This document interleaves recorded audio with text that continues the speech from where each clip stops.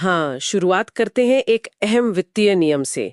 भारतीय reserve bank मतलब RBI, उसने फ्लोटिंग ब्याज दर वाले जो टर्म लोन होते हैं, उन पर प्री पेमेंट शुल्क यानी लोन समय से पहले चुकाने पर जो चार्ज लगता था वो खत्म कर दिया है। जी, और ये नया नियम 1 जनवरी 2026 से लागू होगा। अच्छा, 2026 से। हाँ, और यहाँ दिलचस्प बात यह है कि इसका सबसे ज्यादा फायदा मिलेगा MSEMEs को, मतलब सूक्ष्म, लघु और मध्यम उद्यमों और छोटे कारोबारियों को। अच्छा, इससे उन्हें अपना लोन बिना किसी पेनाल्टी के जल्दी चुकाने की आजादी मिलेगी।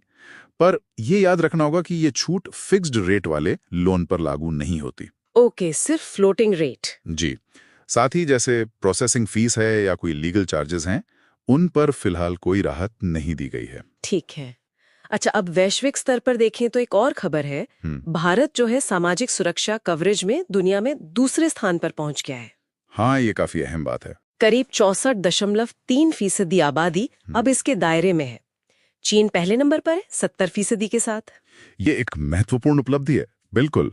लेकिन इसमें यह समझना जरूरी है कि जो अंतर्राष्ट्रीय श्रम संगठन है ILO, हाँ, ILO, उसने अपनी गणना में मतलब रैंकिंग में मनरेगा या मुफ्त अनाज जैसी योजनाओं को शामिल नहीं किया। ओह, क्यों? क्योंकि उनमें सीधे नकद लाभ मतलब कैश बेनिफिट नहीं दिया जाता। ये रैंकिंग मुख्य रूप से 8 राज्यों की जो कैश ट्रांसफर योजनाएं हैं, अच्छा, और आयुष्मान भारत जैसी स्वास्थ्य बीमा स्कीम्स है, उन पर आधारित है। इससे निश्चित रूप से भारत की अंतर्राष्ट्रीय साख बढ़ेगी और व्यापार समझौतों वगैरह में भी मदद मिल सकती है, जाहिर है। सही है। अब रुख करते हैं अपराध जगत की एक काफी बड़ी खबर की ओर। देश के सबसे बड़े साइबर फ्रॉड गिरोहों में से एक का पर्दाफाश हुआ है। ओह, इसका जाल बेंगलुरु से लेकर थाईलैंड और कंबोडिया तक फैला हुआ था। हाँ, ये वाकई चौंकाने वाला मामला है। ये गिरोह जो है, ये गेमिंग प्लेटफॉर्म और नकली निवेश योजनाओं के जरिए लोगों को ठग रहा था। अच्छा, इन्होंने 100 से ज्यादा फर्जी कंपनियां बना रखी थी और अनुमान है कि अब तक करीब 3,000 करोड़ रुपए की ठगी कर चुके हैं। 3,000 करोड़, ये तो बहुत बड़ी रकम है। हाँ, और चिंता की बात यह है कि इनके एक ही बैंक खाते के खिलाफ 5,000 से ज्यादा शिकायतें थीं, फिर भी वो खाता फ्रीज नहीं हुआ, चलता रहा। 5,000 शिकायतें, ये कैसे हो सकता है? यही तो, मतलब ये कोई छोटा मोटा गिरोह नहीं था। इसमें ऑनबोर्डिंग एजेंट थे, रीसेलर थे, टेक्निकल सपोर्ट था और यहाँ तक कि लीगल टीमें भी थी। एक पूरी कॉर्पोरेट संरचना की तरह। बाप रे! ये दिखाता है कि ये कितने संगठित और आधुनिक तकनीक का इस्तेमाल कर रहे थे। बहुत चिंताजनक है। इसी तरह एनफोर्समेंट के मोर्चे पर एक और बड़ी सफलता मिली है। पीएनबी घोटाले में हाँ, पंजाब नेशनल बैंक वाला मामला। हीरा कारोबारी नीरव मोदी के भाई नेहल मोदी को अमेरिका में गिरफ्तार कर लिया गया है। जी हाँ, नेहल पर उस 13,000 करोड़ रुपए की घोटाले में शामिल होने और सबूत मिटाने के गंभीर आरोप हैं।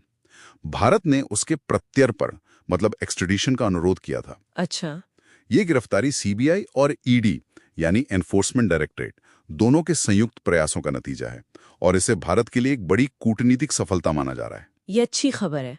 और साथ ही दिल्ली की एक अदालत ने हथियार डीलर संजय भंडारी को मनी लॉन्ड्रिंग मामले में भगोड़ा घोषित कर दिया है। जी, ईडी ने अपनी चार्जशीट में भंडारी पर यह आरोप लगाया है कि यूपीए शासन के दौरान रक्षा सौदों में उसने कथित तौर पर कमीशन लिया और उस पैसे से फिर लंदन में संपत्ति खरीदी।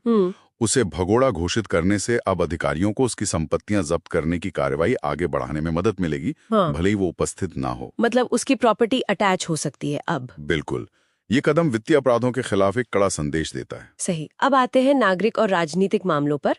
बिहार में वोटर लिस्ट में संशोधन का मामला सुप्रीम कोर्ट पहुंच गया है। हाँ, ये भी एक अहम मुद्दा है। एसोसिएशन फॉर डेमोक्रेटिक रिफॉर्म्स यानी ADR, जो एक स्वतंत्र संस्था है, उसने चुनाव आयोग के उस आदेश को चुनौती दी है जिसमें लाखों वोटर से नागरिकता का प्रमाण मांगा जा रहा है। जी, चुनाव आयोग 1 जुलाई से एक विशेष गहन पुनरीक्षण मतलब SIR प्रक्रिया चला रहा है। SIR, हाँ, स्पेशल इंटेंसिव रिवीजन। इसके तहत जिन वोटर्स का नाम 2003 की मतदाता सूची में नहीं है, उन्हें अपनी नागरिकता साबित करने के लिए 11 मान्य दस्तावेजों में से कोई एक देना होगा। अच्छा, 11 डॉक्यूमेंट्स? हाँ, लेकिन इसमें ध्यान देने वाली बात यह है कि इन मान्य दस्तावेजों में आधार कार्ड या राशन कार्ड शामिल नहीं है। आधार और राशन कार्ड शामिल नहीं है। ये तो अजीब है।